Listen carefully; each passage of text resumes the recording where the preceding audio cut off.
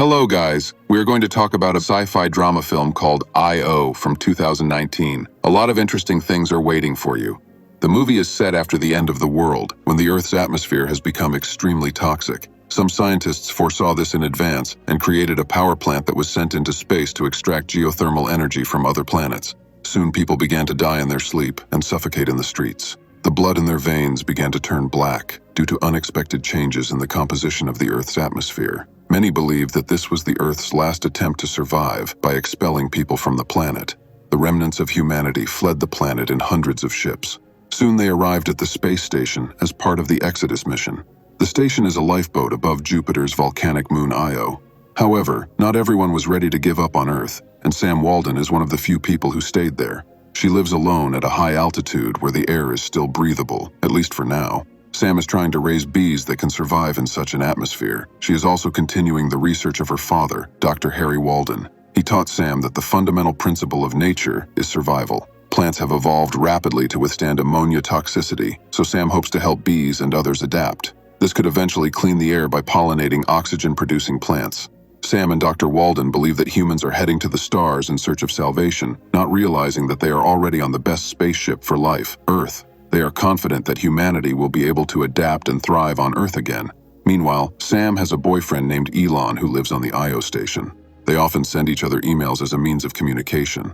Elon wants Sam to join him on the station, but she is convinced that the Earth is not dying, but simply being reborn. One day, Sam receives a letter from Elon informing her that the Space Council has officially announced the first expedition to the New World, which aims to find a new home for humanity. They have chosen an exoplanet that is identical to Earth and is 10 years away from humans. All of Elon's friends have applied to join the expedition. He also reports that the announcement of the expedition to the New World has serious consequences for the Exodus program. Before she can finish reading the letter, Sam's computer crashes and she takes her all-terrain vehicle to an old abandoned library. There, she looks through a book on mythology, but a huge storm suddenly approaches, forcing her to quickly return to her shelter. Sam repairs the computer and continues to read the letter from Elon. She learns that the Council's decision to announce an expedition to the New World changes everything. From that moment on, all space resources, energy, and other important supplies are redirected to the expedition. Elon urges Sam to leave Earth with her father, as this is her last chance to get out of there. The next day, Sam checks on her bees and finds out that they have all died due to the toxic storm. The storm also caused serious damage to her greenhouse. Dejected, she goes back to her bed and writes a letter to Elon, telling him about the storm and the death of the bees.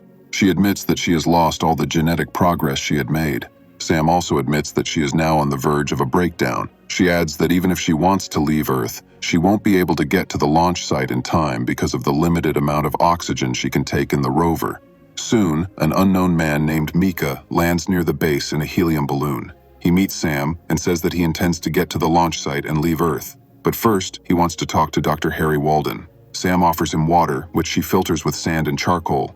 At first, Mika is hesitant to drink the muddy water, but Sam assures him that it is safe. She introduces herself as Dr. Walden's assistant, hiding the fact that she is actually his daughter. When Mika asks to see him, Sam says that Dr. Walden is out in the field doing research. Mika asks to be taken there, but Sam replies that he does not know his exact location. As a result, Mika decides to wait for the scientist, and Sam prepares a meal for him. She treats him to fresh vegetables from her greenhouse. At lunch, Sam asks if there are any animals left in the big sea. One of her dreams is to see the cold wind from the sea. But Mika answers that there is nothing left on Earth. All animals are extinct, and even microorganisms are dying out. Later, Sam shows him her laboratory where she conducts research and tells him about her friend Elon, who is currently working on a solar mission to the New World. She then plays a pre-recorded audio of Dr. Walden on the radio for the people left on Earth. This surprises Mika, as he thought he was listening to Dr. Walden live. Sam explains that this is standard protocol during Walden's absence, and he will probably return tomorrow. The next day, during the conversation, Sam suddenly admits that Elon is not her friend, but her boyfriend. She asks Mika if he thinks that's weird, but he replies that there's nothing wrong with loving someone who lives millions of miles away. Then he tells her about himself, admitting that he once wanted to become a teacher, but things didn't go as planned. Sam is impressed by Mick's honesty and finally admits that she is Harry Walden's daughter. She then takes him to the greenhouse and shows him how she hand-pollinates her plants now that all her bees are dead. Sam has 3 plants: corn, pumpkin, and beans. The corn provides structure for the beans to grow, and the pumpkin covers the soil. The beans, in turn, provide nitrogen. Mika seems bored with this conversation, so he changes the subject and asks about her tattoo. Sam explains that it is Euler's equation and Novak's evolutionary capacity equation. She explains the latter equation and tells him that the symbols on the left represent all possible chains of molecules, and the symbols on the right represent selection pressure and fitness. In short, life requires molecules that are affected by selection and mutation forces. If these conditions are met, self-replication occurs.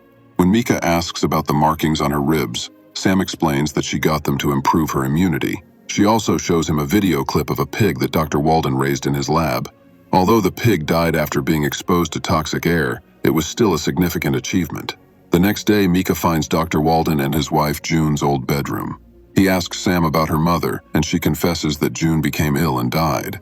Hearing this, Mika accuses Dr. Walden of keeping them on this toxic land, which led to June's death. He suddenly runs to her lab and breaks down the door to Dr. Walden's office. It turns out that the room is in bad shape, and it looks like no one has been there for a very long time. It is at this point that we learn that Dr. Walden is actually dead. The movie goes back in time. After many years of living on a destroyed planet, conducting experiments and losing his wife, Dr. Walden has come to the conclusion that the planet is no longer salvageable. He asks Sam to leave Earth and fly to Io, but she refuses to leave her father. Dr. Walden explains that sooner or later she will have to leave because she will be alone after he dies due to health problems. Back in the present, Sam takes Mick to the place where her parents are buried. After paying tribute to the dead, Mika declares that he is going to take Sam to the spaceship with him. He also makes it clear that he will not take no for an answer, so she reluctantly agrees. Later, Sam writes to her boyfriend that she has decided to leave Earth forever and that they will be reunited soon. When she is packing her things, she notices that a queen bee has been born in her hive, and this bee turns out to be resistant to the toxic air. This makes Sam very happy, but it doesn't change anything because she still plans to leave Earth forever. The only problem is that they can't leave the planet right away. They need to wait for favorable winds so that their balloon can set sail for their destination. Soon after, Sam receives a reply from her boyfriend, who is happy that she is finally leaving Earth. However, he also informs her that he has signed up for a 10-year mission to the New World. This means that they will be separated for a very long time. This news depresses Sam, and she starts to cry. Seeing her broken heart, Mika prepares a meal for her and tells her about his time on Earth before the apocalypse. He fondly recalls living in the suburbs and his trips to the city with his friends. As time goes on, Mika becomes increasingly restless, waiting for favorable winds to set sail for the New World. Meanwhile, Sam begins to feel lonely as her boyfriend has become distant to her. She begins to grow closer to Mika, and they eventually make love. The next day, he wakes up to find out that the launch to the spaceship has been moved to a different location, which is far away from the previous one. Mika checks his helium supply and finds out that he doesn't have enough fuel for the expedition. He becomes frustrated and complains that he is being followed by bad luck. When Sam asks what he means, Mika admits that he saw a dozen people, including his wife, die of starvation. He was the main cause of this because he selfishly hid food from them. However, Mika promises that she will never let anything bad happen to Sam. She is touched by his words, but now they have more pressing problems. Sam says he knows where he can find helium.